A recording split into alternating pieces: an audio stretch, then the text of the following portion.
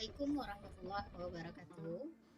Baiklah anak-anak ibu sekalian, pada kesempatan kali ini kita akan membahas kelanjutan dari bab 2, yaitu tentang perjuangan Nabi Muhammad SAW dalam melakukan perubahan. Sebelum kita memulai pembelajaran kita hari ini, mari kita buka dulu dengan membacakan basmalah. Bismillahirrahmanirrahim. Yang akan kita bahas pada kesempatan kali ini yaitu KD tentang strategi dakwah Nabi Muhammad SAW di kota Madinah. Adapun indikator yang perlu Ananda kuasai yang pertama yaitu langkah-langkah awal Nabi Muhammad SAW dalam melakukan dakwah di kota Madinah. Yang kedua yaitu langkah-langkah Nabi Muhammad SAW dalam membangun perekonomian Madinah. Sebagaimana kita ketahui bahwa faktor penyebab hijrahnya Nabi ke kota Madinah yaitu karena semakin kerasnya ancaman dari kaum Quraisy terhadap Nabi Muhammad SAW, terlebih setelah Abu Talib dan Siti Khadijah istri Nabi wafat, sehingga Nabi merencanakan beberapa langkah untuk hijrah ke kota Madinah dan dibantu oleh beberapa orang sahabat, termasuk di dalamnya adalah Abu Bakar.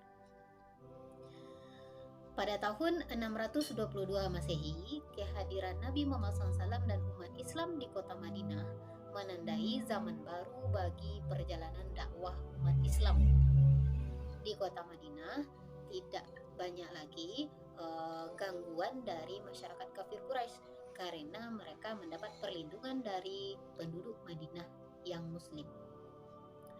Nabi Muhammad SAW memberikan gelar kepada umat Islam yang berada di Madinah dengan sebutan Ansar, yaitu kelompok masyarakat yang menjadi penolong bagi umat Islam yang berhijrah ke Madinah. Sementara masyarakat yang berhijrah dari kota Mekah ke Madinah itu diberi sebutan dengan kaum muhajirin. Setelah datang ke kota Madinah, Nabi Muhammad SAW langsung menentukan langkah-langkah utama dalam dakwah Nabi di kota Madinah. Adapun langkah-langkah tersebut, yang pertama yaitu membangun masjid sebagai pusat dakwah.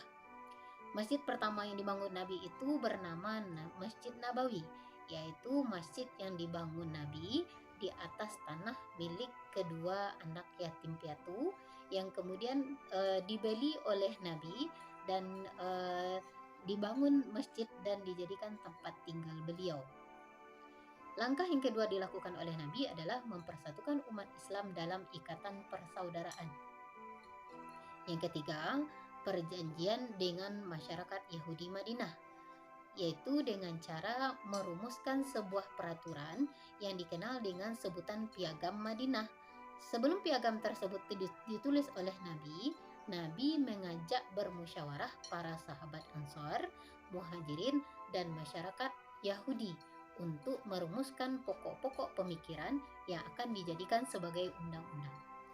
Berikutnya, langkah yang dilakukan oleh Nabi adalah membangun perekonomian masyarakat Madinah. Yang pertama, langkah yang dilakukan oleh Nabi untuk membangun perekonomian masyarakat Madinah yaitu yang pertama mempersaudarakan kaum muhajirin dan ansar. Yang kedua, menempatkan orang-orang fakir miskin yang tidak punya tempat tinggal di masjid.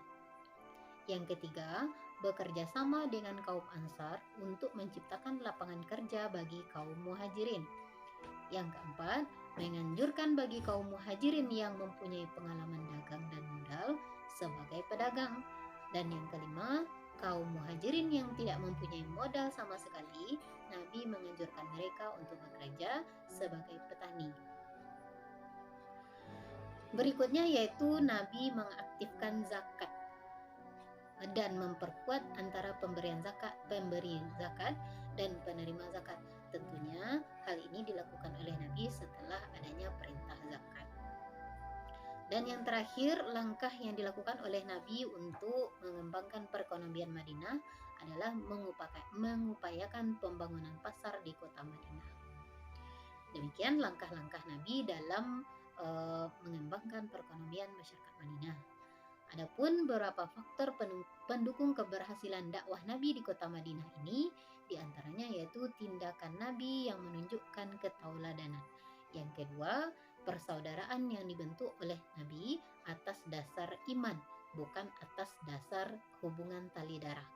Kemudian yang ketiga adalah kebersamaan yang dibentuk oleh Nabi antara orang Muhajirin dan orang Ansar untuk membangun perekonomian Madinah. Kemudian hal-hal yang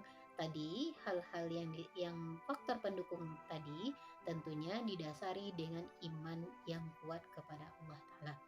Demikian materi kita hari ini. Ibu sudahi dengan billahi taufiq wal hidayah. Assalamualaikum warahmatullahi wabarakatuh.